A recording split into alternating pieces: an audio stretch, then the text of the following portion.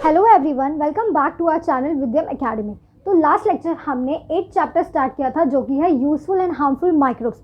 वहाँ पे हमने यूजफुल माइक्रोब स्टार्ट किया था जहाँ पे हमने लैक्टोबैसिलाई के बारे में बहुत सारी चीज़ें पढ़ी थी, फीचर्स, उसके यूजेस। तो वहाँ पे हमने राइजोबियम के बारे में आपको थोड़ा सा ओवरव्यू दिया था कि राइजोबियम क्या होता है।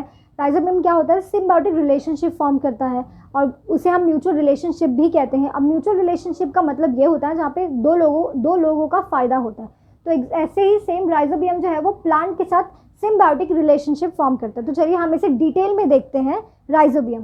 तो राइजोबियम का सबसे पहले हम देखेंगे कि फीचर्स कैसा होता है। राइजोबियम का फीचर्स जो है वो पिंकिश रॉड शेप में होता है और ये आपको कंपाउंड माइक्रोस्कोप के अंदर देखने को मिलेगा।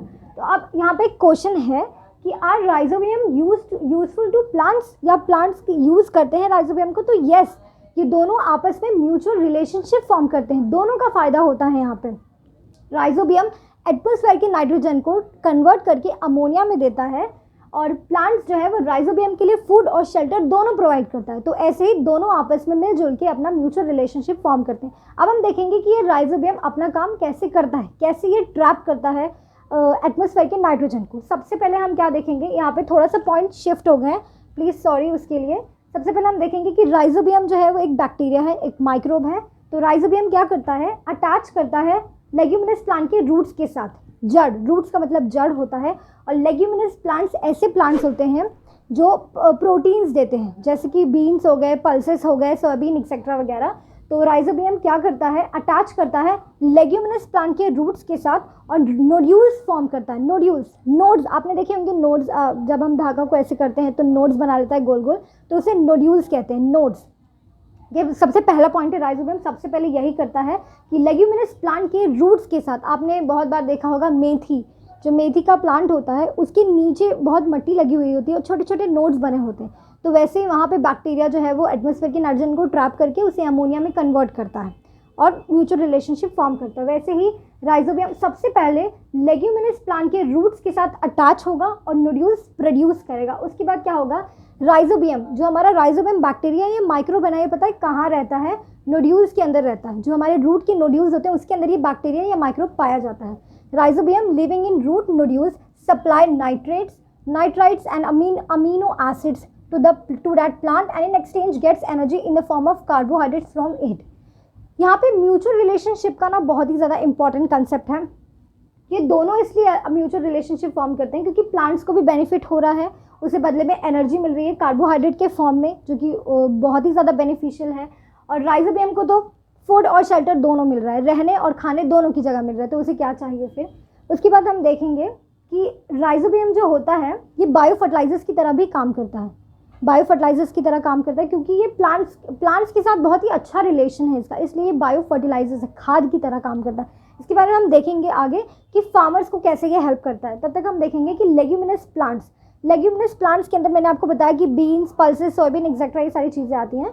तो लेग्यूमिनस प्लांट्स जो है वो बीन्स होते हैं, पल्सेस होते हैं, soybean etcetera, which are rich in proteins due to the nitrogenous compound made available by rhizobium.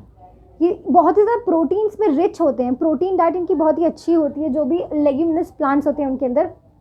और ये क्यों होता है? क्योंकि राइजोबियम की वजह से, क्योंकि उसने जो है वो नाइट्रोजनस कंपाउंड का अवेलेबल किया है, ठीक है, नाइट्रोजनस कंपाउंड का अवेलेबल किया है प्लांट्स के अंदर, वो लेग्यूमिनस प्लांट्स के अंदर, जिस वजह से प्रोटीन का बहुत ही ज़्यादा रिच डाइट है उसके अंदर। उसके बाद हम देखेंगे कि जो राइजोबियम है ना, ये जो हमारा नाइट्रोजन होता है एटमॉस्फेयर का, उसको अमोनिया में कन्वर्ट करता है, जो कि प्लांट फर्दर अपने प्लांट्स के फर्दर ग्रोथ एंड डेवलपमेंट के लिए यूज़ करते हैं।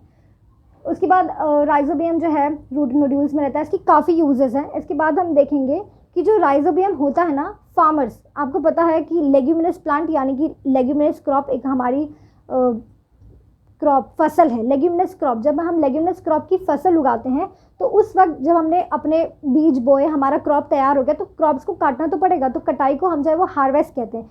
तो जब लेग्यूमिनस प्लांट का हम हार्वेस्टिंग करते हैं तो उस वक्त फार्मर्स जो होते हैं वो क्या दिमाग लगाते हैं कि जो लेग्यूमिनस प्लांट का क्रॉप्स होता है, जो लेग्यूमिनस प्लांट के रूट्स होते हैं बच्चे कुचे हार्वेस्ट करने के बाद, उसको डेलिबरेटली जानबूझ के वो वापस से ज़मीन में जो है वो बो देते हैं, जिससे क्या होता है ना कि बायो फर्टिलाइजर्स की तरह काम करता है और फार्मर्स को ना बहुत बेनिफिट होता है उससे। अब आपको पता है कि जो फर्टिलाइजर्स होते हैं बेस्ट केमिकल फर्टिलाइजर्स होते हैं, और हमको चाहिए कि हमारे प्लांट्स को बायो फर्टिलाइजर्स मिले, हमारे जो जगह है, हमारी जो ज़मीन है, सॉइल है, उसे बायो फर्टिलाइजर्स मिले, जिससे काफ़ी अच्छा प्रोडक्ट्स वो बना सके, काफ़ी अच्छा जो है वो प्रोडक्ट्स वो बना सके।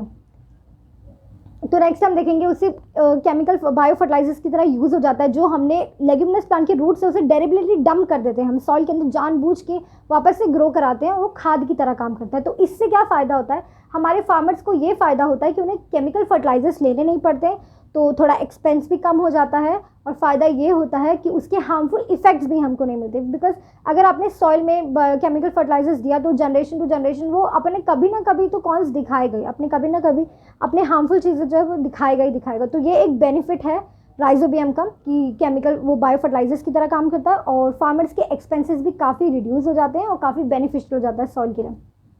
एक और बात हम देखेंगे कि जो हमारे अब के ज़माने में अभी ऐसा होता है कि जब मतलब लेग्यूमिनस प्लांट में तो हमको मिल ही जाता है राइजोबियम का सोल्यूशन, वो नाइट्रोजन को कन्वर्ट वगैरह कर देता है। लेकिन आजकल ऐसा होता है कि जो हमारी बीज होती है, जब हम बोआई करने जाते हैं, जब हम खेती करने जाते हैं, उस वक्त ही हम अपने जो बीज होते हैं, जो भी हमारा बीज होता है, जो भी हमारा प्लांटलेट्स है, उसके अंदर हम राइजोबियल इनोकुलेशन कराते हैं।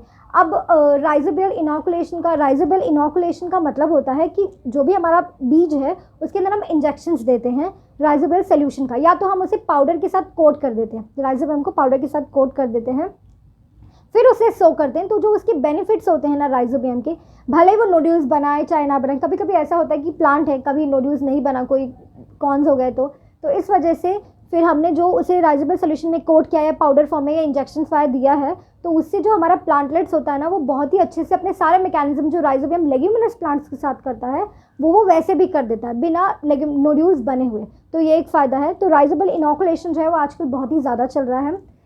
नेक्स्ट हम देखेंगे कि राइजोबियम जो है वो बहुत ही ज़्यादा जो है वो यूज़फुल हो गया है फार्मर्स के लिए, और एक्सपेंसेस भी इसने रिड्यूस कर लिए हैं, बायो फर्टिलाइजर्स की तरह काम करता है, और सॉइल के अंदर भी पाया जाता है।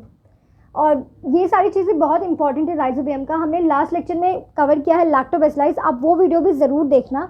और राइजोबियम तो इंपॉर्टेंट है, ये बहुत ही डिटेल एक्सप्लेनेशन है, इसलिए डिटेल एक्सप्लेनेशन, तो आप इस वीडियो को ज़रूर देखिए। और अगर आपको ये वीडियो पसंद आया है तो do like, share and subscribe to our channel Vidyam academy. Thank you.